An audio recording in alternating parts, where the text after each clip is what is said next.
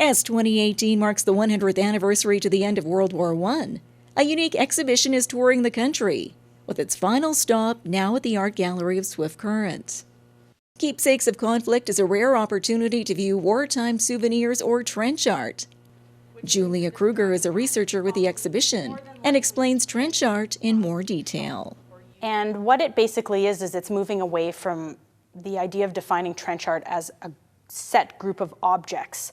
And instead, it's about understanding the makers, being open to different types of makers, different types of materials, and different types of objects. And the thing that unites them all together is the fact that they're somehow related to armed conflict. So that could be literally related, but it could also be like temporally or spatially related. So it could be somebody who maybe comes back after a conflict and makes some type of object at that point. She adds that the pieces in the exhibit span various timelines, from the Boer War, World War I and II, to Afghanistan.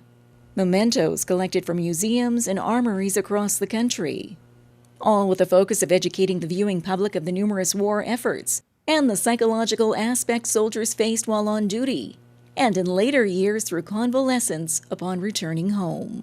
So one of the reasons would be that it was made by civilians to sell to service people. I think it's still enduring material. It's like the letters, where you would have an industry that's basically collapsed due to the war that's going on, and they then realize that there's a new market.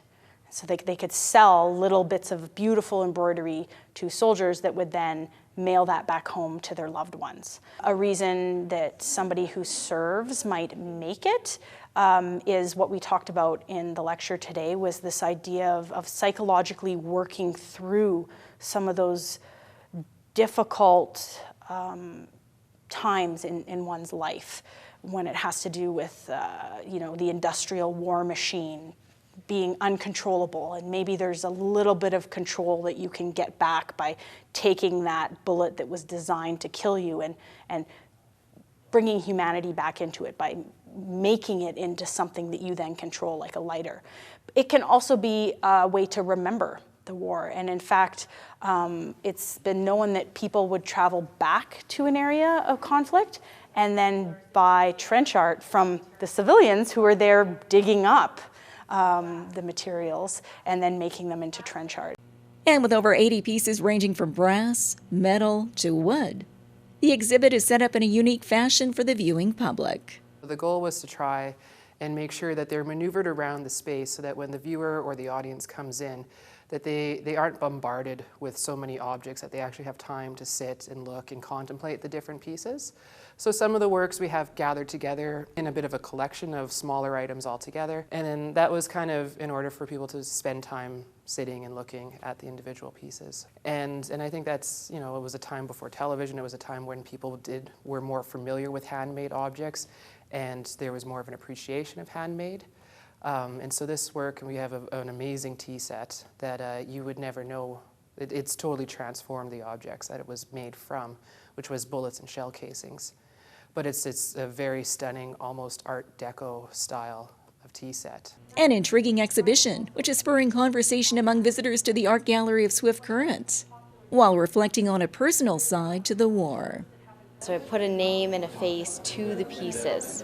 So I really got a feel for what was maybe going through the artists' minds during the time that they were created, or maybe what they were even remembering if they made them after the war. What was going through their minds remembering that time period. The lighter just has so much detail to it, and it's so intricate that, to make a lighter, how would you know how to build a lighter? Would you have to take it apart and then first know how to craft it and where everything goes? To me, that's the more amazing thing, is that if you didn't know how a lighter worked, how would you make one? So there's a lot of different factors that go into making these things, which makes it very unique. And coinciding with this exhibition is a book in the same name, detailing these and other artifacts collected through the research for the project. Keepsakes of Conflict was commissioned by the Moose Jaw Art Gallery and Museum and has been on tour across Canada since 2016. The exhibition now awaits you at the Art Gallery of Swift Current until December 30th.